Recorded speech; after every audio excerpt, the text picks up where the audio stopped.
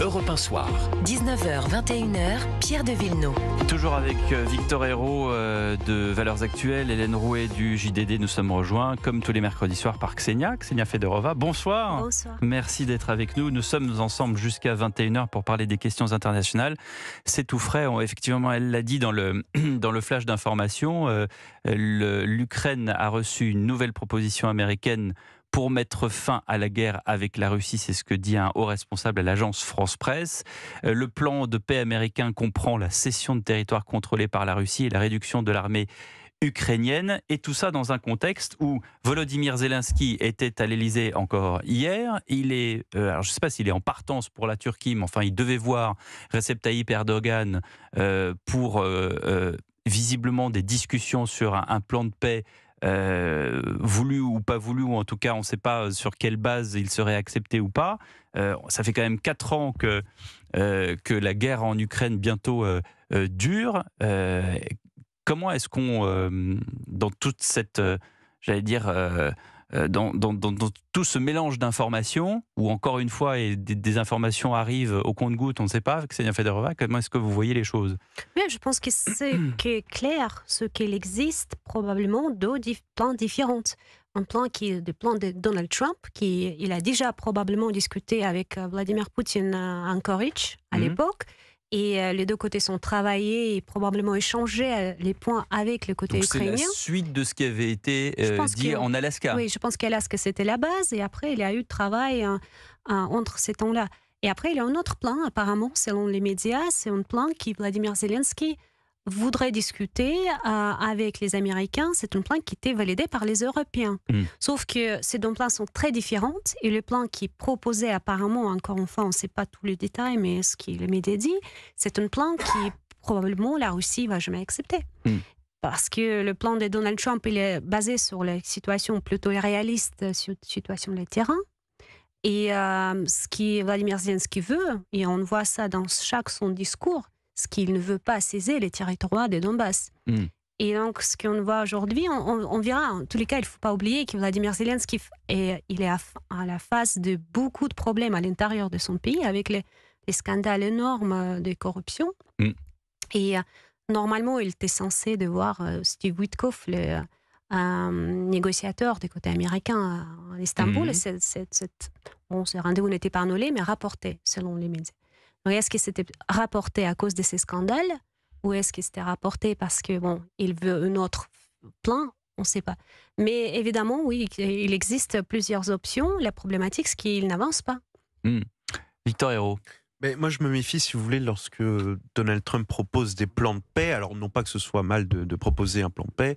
Chacun veut aller vers la paix. Vous l'avez dit, Ksenia, tout dépend des conditions préalables à l'acceptation de cette paix. Souvenez-vous, lorsque Donald Trump arrive, et c'était un pas très important dans le conflit israélo-palestinien, arrivait à mener le Hamas à restituer les otages à Israël, il accompagnait cet acte-là d'un discours en disant « ça y est, j'ai apporté une paix inédite au Moyen-Orient ». Tout le monde applaudissait. Il se trouve que la guerre au Moyen-Orient ne s'est absolument pas arrêtée, que les conflits n'ont pas cessé, et qu'en réalité, on est bien loin du chemin de paix. On progresse un petit peu, mais on est bien loin du but. Là, Donald Trump impose, si vous voulez, un plan. C'est la même histoire. J'ai l'impression qu'on tourne un petit peu en boucle sur cette question-là. Donald Trump impose un plan de paix à Zelensky et à Poutine, sachant que ou l'un ou l'autre, selon les plans, ne sont pas d'accord avec le plan qui leur est proposé. Donc en réalité, on n'avance pas là vers quelque chose qui est construit à plusieurs, on avance vers quelque chose qui est construit à 1, peut-être 2, mais jamais à 3. Donc c'est ça le problème, à mon sens. Sur le scandale de corruption au sein même du gouvernement ukrainien, Vincent Hervouet avait fait sa chronique dans l'édito international d'Europe 1. C'était lundi matin, on écoute. Le parquet spécialisé et la brigade anticorruption ont démonté un système qui permettait de soutirer 10% en pot de vin aux entreprises signant des contrats avec la Société nationale d'énergie nucléaire. La fraude aurait rapporté 100 millions d'euros, peut-être le double ou le triple. Le ministre de la Justice a dû démissionner, le ministre de l'Énergie aussi, le vice-premier ministre est impliqué. Les Ukrainiens s'apprêtent à vivre l'hiver le plus rude depuis le début de la guerre, avec les coupures de courant incessantes et les pénuries pénurie d'énergie. Savoir que des ministres de l'énergie ont empêché de protéger les transformateurs pour mieux s'enrichir sur leur dos ne les laissera pas de glace. Voilà, donc Vincent Hervouette qui rappelait qu'il levait ce lièvre, pour reprendre l'expression de Joseph Massescaron, qui était avec nous lundi soir pour commenter cette actualité. C'est vrai que quand on voit Volodymyr Zelensky arriver à l'Élysée, qui a cette lettre d'intention pour la commande de 100 nouveaux avions de combat Rafale neufs, pas d'avions d'occasion, d'avions tout neufs qui vont donc pas arriver tout de suite, parce qu'il faut à peu près un mois et demi de production pour un seul Rafale, donc vous imaginez 100, c'est compliqué. Qui a aussi accessoirement les aviateurs et les marins de l'aéronavale qui attendent également des équipements neufs du même avionneur.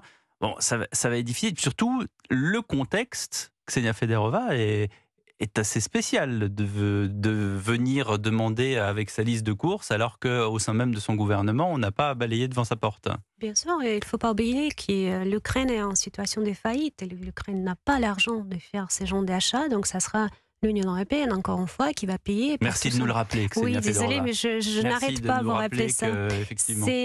C'est malheureusement, ou heureusement, je ne sais pas, mais c'est la réalité aujourd'hui.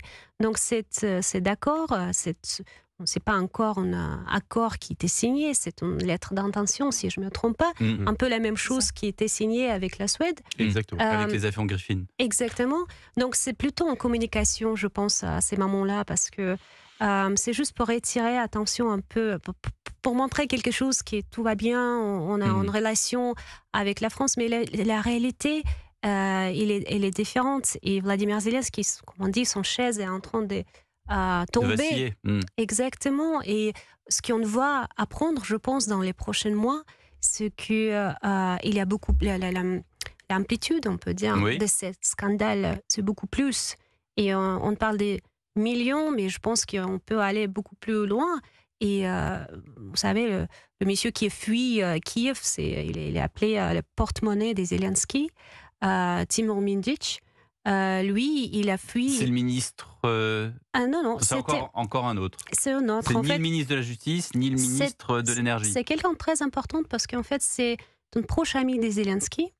Et c'est dans son appartement que cet enregistrement était fait, qui a révélé ces gens de corruption.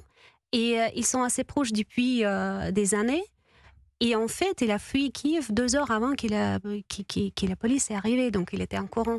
Donc, ça montre qu'il a la connexion avec le pouvoir. Et un jour, je pense que le nom des Zelensky va sortir. Vous pensez ça? Moi, je pense oui. C'est impossible de croire qu'il n'était pas au courant. Bien sûr que non. Hélène Roé, du JDD. Oui, je voulais rajouter effectivement sur cette lettre d'intention des Rafales, on a un peu le sentiment que les médias effectivement ont tous applaudi en disant que c'était formidable. Mais Vincent Hervouette d'ailleurs dans sa chronique dans le JD News aujourd'hui rappelle quand même que qu'importe qu'il s'agisse d'une lettre d'intention, effectivement ni l'Ukraine ni la France ont les moyens de financer ces achats. Donc effectivement, la lettre d'intention, pour l'instant, corrigez-moi si je me trompe, mais en réalité, on ne sait même pas quand est-ce que ces Rafales vont être livrés, s'ils vont être achetés. En réalité, on a un peu l'impression qu'on vit complètement au-dessus de nos moyens. Oui, vous avez eux aussi, évidemment. Tout à fait raison. Je pense qu'il y a une liste d'attente pour la livraison des certaines Rafales pour les autres pays. Ouais. Donc,